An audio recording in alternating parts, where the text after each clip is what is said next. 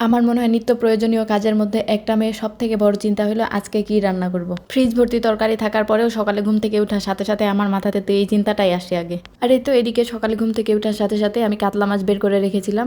ভাবলাম দুপুরবেলা গরম ভাতের সাথে কাতলা মাছের ঝোল বানাবো আজকে। এর জন্য প্রথমে মাছটা ভালোভাবে ক্লিন করে নেওয়ার পর লবণ হলুদ মাখিয়ে রেখেছিলাম। দেন মাছের দুইটা পাশ ভালোভাবে ভেজে নিব আগে।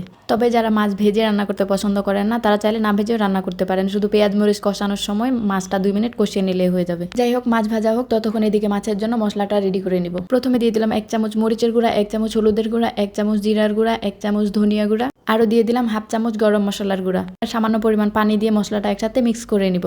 আমি এখানে 500 গ্রাম মাছ রান্না করতেছি, তাই মাছের পরিমাণ অনুযায়ী মশলা দিলাম। আপনারা আপনাদের স্বাদ মতো কম বা বেশি দিতে পারেন, এটা মাছের পরিমাণের উপর ডিপেন্ড করবে। আর এই তো এদিকে মাছের একটা সাইড ভালোভাবে হয়ে গেছে, এবার উল্টে দেওয়ার পর অপর সাইডটা ভালোভাবে ভেজে নিব। আমি মাছটা একদম সহজভাবে ঘরোয়া মশলা দিয়ে রান্না করতেছি, আর এটা গরম ভাতের সাথে খেতে এত মজা হয়েছিল কি বলবো। আর মাছটা সাইজে অনেকটাই বড় ছিল, প্রায় 2 কেজি ওজনের, এই জন্য রান্নার পর আরো বেশি স্বাদ হয়েছে খেতে। এদিকে তো কথা বলতে বলতে মাছের দুইটা সাইডে ভালো মতো ভাজা হয়ে গেছে। এবার মাছগুলো উঠিয়ে নেওয়ার পর মাছ ভাজা তেলের মধ্যে পেঁয়াজ বাটা দিয়ে দিব। এগুলো 1 থেকে 1.5 মিনিট ভেজে নেওয়ার পর এর মধ্যে অ্যাড করে দিব আদা রসুন বাটা। আর আমি এখানে পেঁয়াজ বাটাটা একটু বেশি করে দিয়েছি, তাহলে খেতে অনেক বেশি ভালো লাগবে। সবকিছু একসাথে আবারও কিছুক্ষণ ভেজে নিব, যাতে আদা রসুনের কাঁচা গন্ধটা আর না থাকে। তারপর এর মধ্যে অ্যাড করে দিলাম আগে থেকে রেডি করে রাখা মশলা, আর সাথে দিয়ে দিলাম স্বাদ মতো লবণ। একসাথে সবকিছু ভালোভাবে নেড়েচেড়ে কষিয়ে নিব মশলা থেকে তেলটা ছেড়ে দেওয়া পর্যন্ত। এবার এর মধ্যে পরিমাণ মতো পানি দিয়ে দিব ঝোল বানানোর জন্য।